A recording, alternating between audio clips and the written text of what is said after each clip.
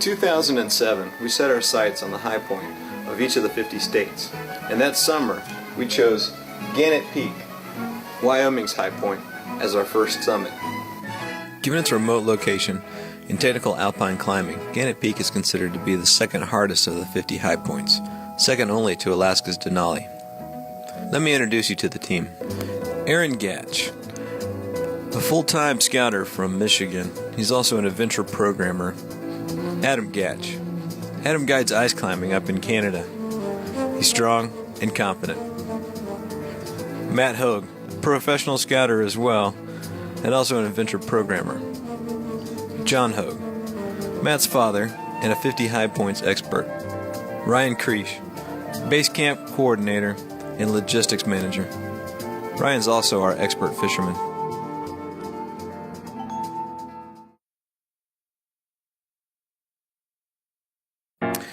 On the first day, we drove about 22 hours from the Great Lakes area out to Pinedale, Wyoming. And even though we drove pretty much through the night to get there, we were extremely anxious to get out on trail. So we made a few stops in town. We picked up some last-minute supplies and then headed straight for the trailhead. We got to Elkhart Park sometime just before lunch, and we decided to go ahead and push on in, make Eklund Lake, which is about 5.5, 6 miles inland. My God spoke and he sounded so sweet. I thought I heard the shuffle of angels' feet. He put one hand upon my head. Great God Almighty, let me tell you what he said. Go tell that lonesome liar. Go tell that midnight rider. Tell the gambling, rambling, backslider. Tell him God Almighty gonna cut him down. He might run on for a long time. Run on, ducking and dodging. Run on, June. Let me tell you, God Almighty gonna cut you down. You might throw your rock.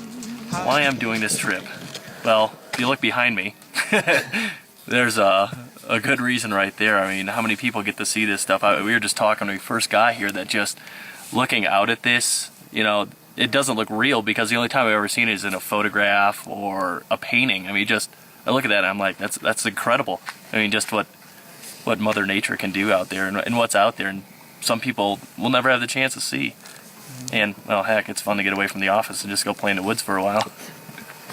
What did I do to prepare to this? I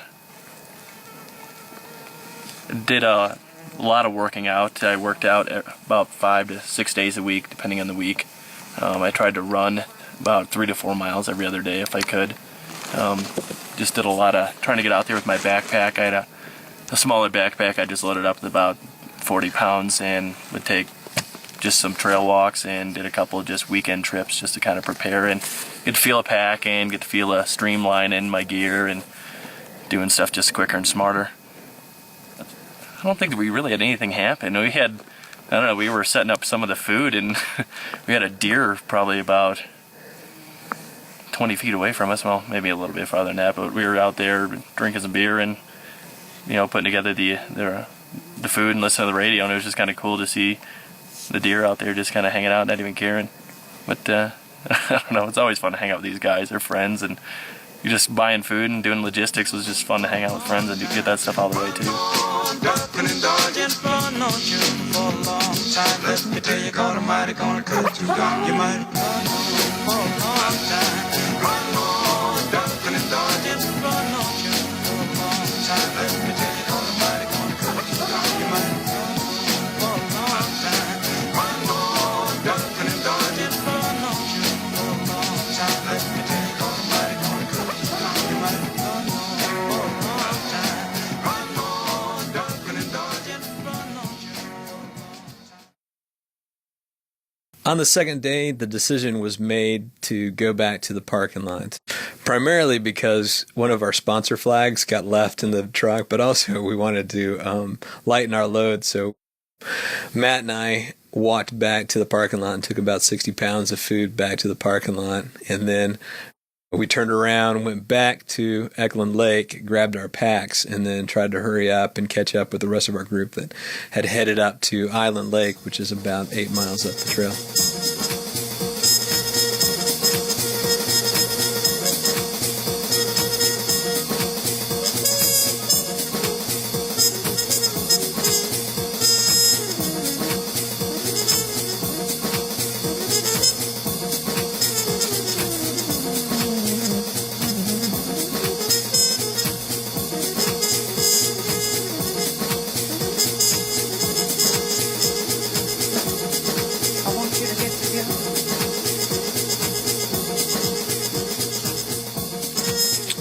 It was an exhausting day.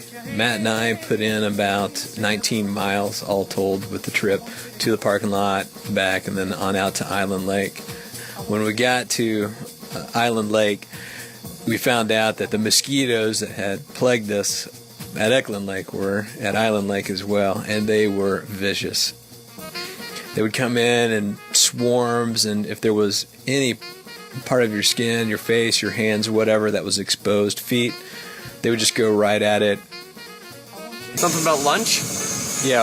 Well, if I were to burp right now, I could taste the cheese from it. And I tried to mix the grape drink. It was more like grape candy. So you got a little strong? We had strong drink with chunks in it. And we had a cheese from, I think, 1989.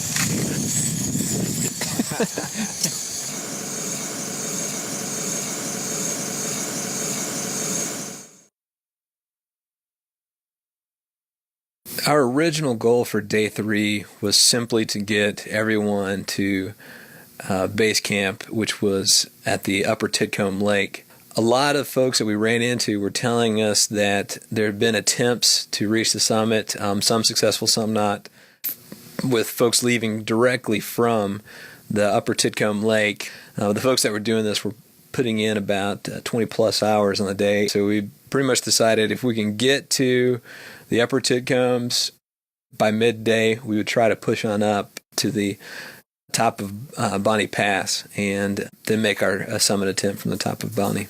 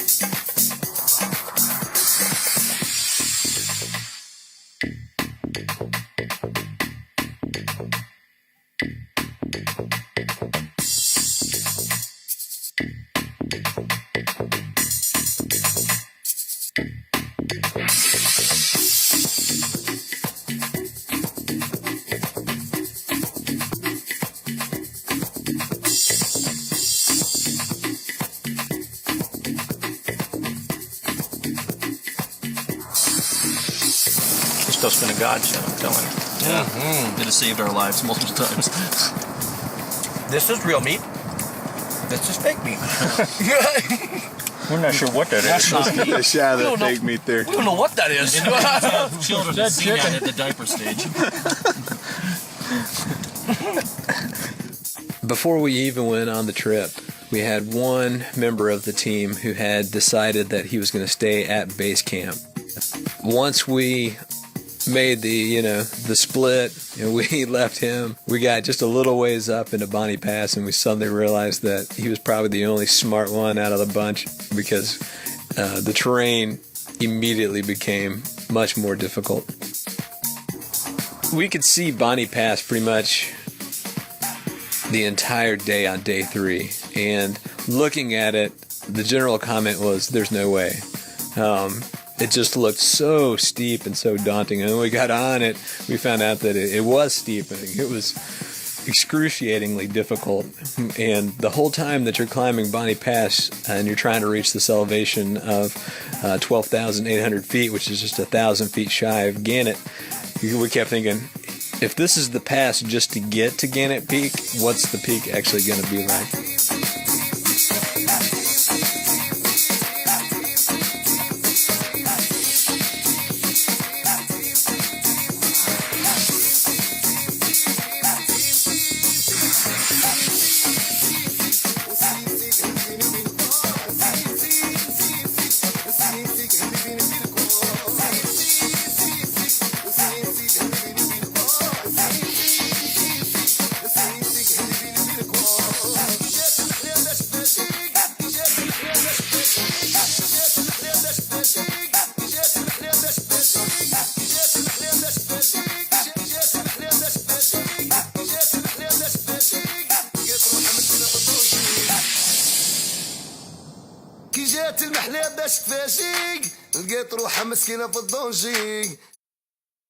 Climbing for Character, we put together a couple months back, and basically it's a Relay for Life model event, basically surrounding climbing and the scouting program. All the dollars raised for this program we're going to support the endowment of the Joe Ford Council, and it's kind of cool, I think, for me to be able to be a part of something that not only is a great trip for all of us, but also can kick a couple dollars back to scouting, being that we have 5 Eagle Scouts, 3 Vigilanters, and 3 professional scouters out on trek with us. So it's a real double win for me. The funniest part about today, it's gonna have to be the delicious Richmore lunch, which today was a chicken salad spread of sort, and it was probably just a step above that cheese from yesterday. But we're all nourished, and we're rocking and rolling. We're halfway up the Dinwoody, as you can see, so nothing bad about that.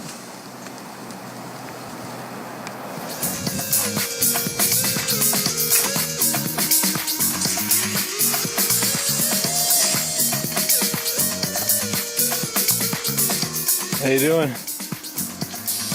Rocking and rolling.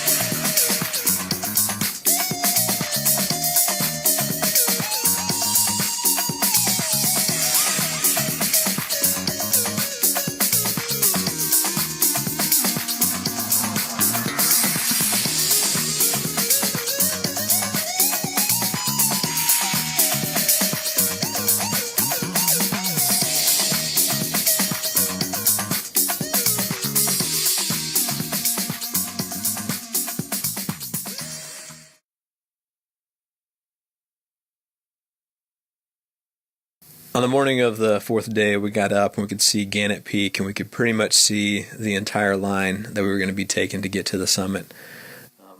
The general plan was to drop off of Bonnie Pass and descend down to Dinwoody Glacier, and then across the glacier to the bottom of Gannet Peak at an elevation of about 11,600.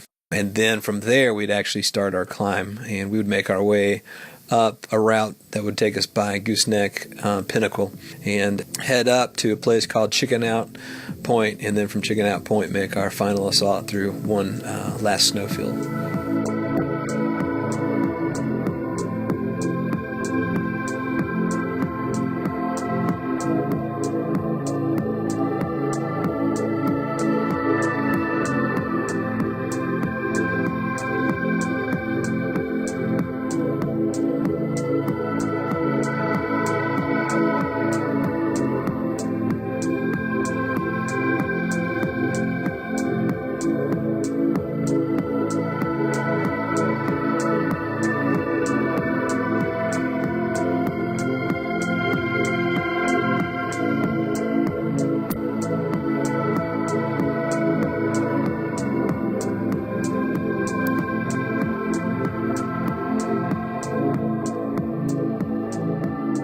This is outstanding stuff. Crossed some glaciers, jumped some crevasses, put on our crampons.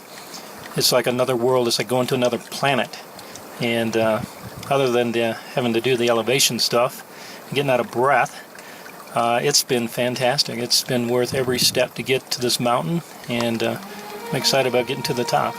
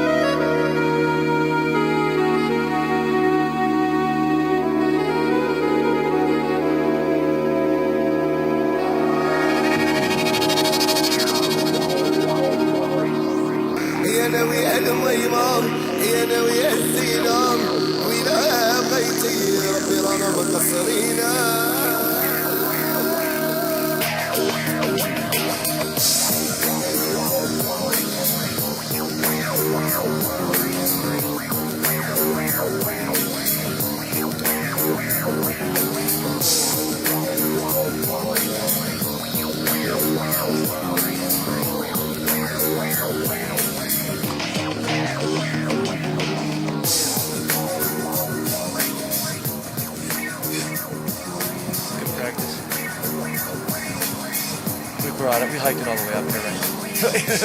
We're going to use it, by God. We're going to use it. Now we'll fix a line. Coming down it too will be easy because we'll just fix it right in the middle and just roll down it. Down it. One right after the other. I like that plan. But one at a time on the ice, on the snow bridges anyways is good. Good plan. It's just that, 75 feet of climbing above it, one at a time, that's slowing us down.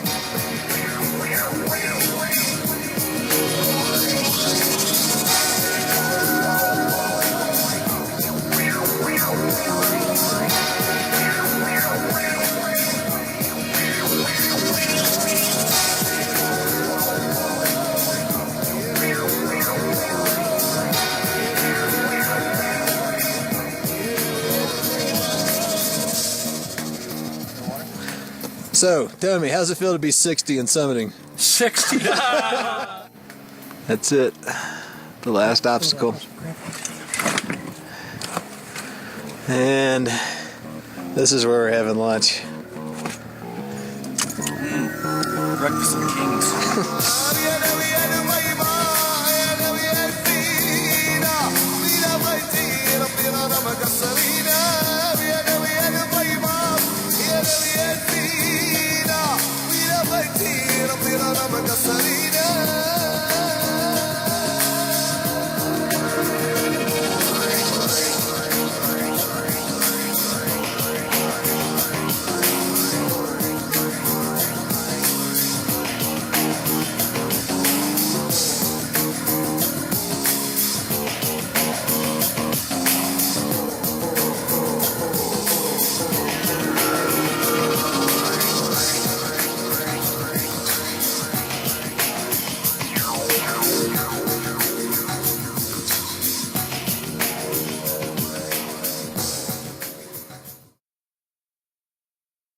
Hey John, what are you doing there?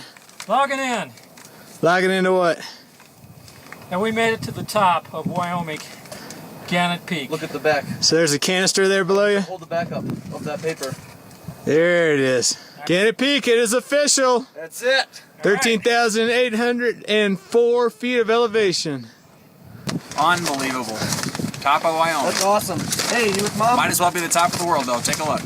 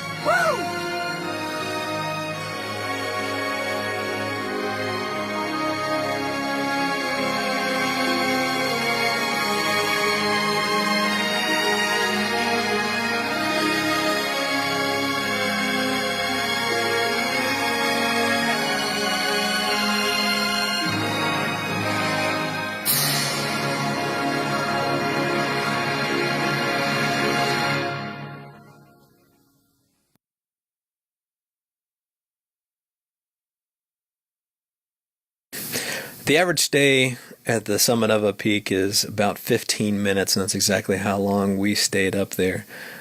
We summited kind of late, and with the afternoon heat coming on, conditions up on the mountain began to get a little more dangerous as the ice turns to slush and the integrity of a lot of the large features begins to degrade. Statistically, most accidents happen on the way down. We could see our high camp way off in the distance on top of Bonnie Pass, and we knew that it was an extremely long ways away. So we made a decision to just go ahead and get down as fast as possible.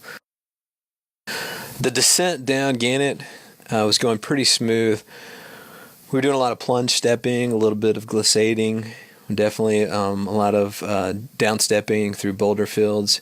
And we made the decision at one point to veer off of our path and stay in a scree field a little bit longer to avoid some snow bridges that we thought were possibly becoming a little too weak for our group to cross.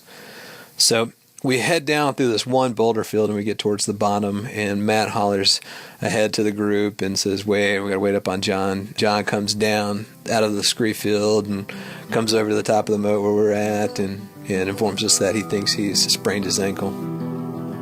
Oh, right away, Adam and I exposed the ankle in question and took a look at it, and there wasn't a lot we could tell right then and there, just the fact that it was bothering John, but John was insistent that he could walk on it, so we just decided to wrap it up as best that we could and start to head out.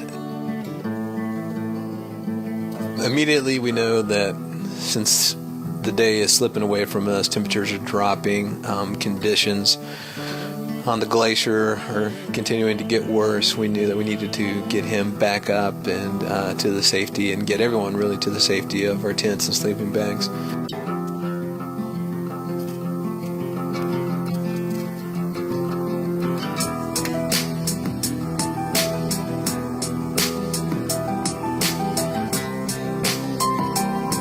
Due to the late summit time, we were forced to spend one more night up at high camp, which meant we were at the limit of our food and medical supplies.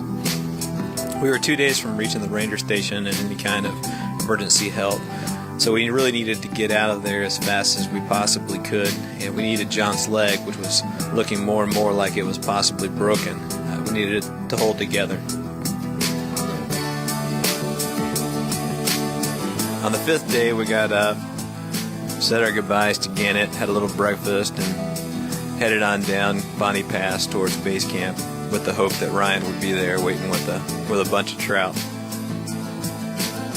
To make sure that things didn't get worse, we just decided to go ahead and rope up and lower John down Bonnie Pass.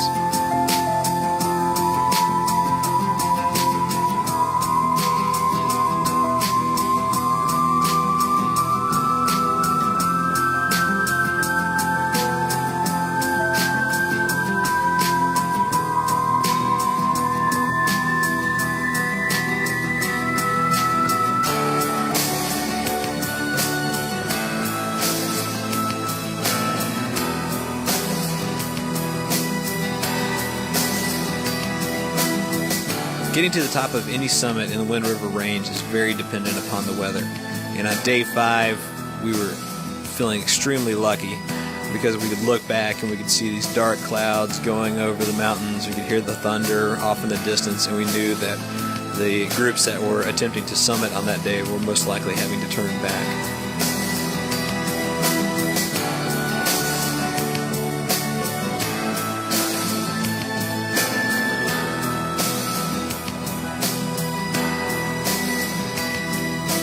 The last day on trail was just all about putting one foot in front of the other. We had about 14 miles to do that day, and before we knew it, we were back at the parking lot. When we were at the parking lot, I was looking around at everybody and the crew that we had and the place that we had just been. Despite the fact that we were tired and hungry and John's leg, as we'd find out, was broken, I kind of wanted to just turn around and go back into the winds and find another peak to climb. Oh, Lordy, my trouble's so hard. Oh, Lordy, my I have an afterthought. My afterthought is that no matter how much training or rock climbing or hiking or running or working out you do, nothing gets you ready but the real thing, because this was probably the most difficult climb that I've ever made in my life. Hell yeah.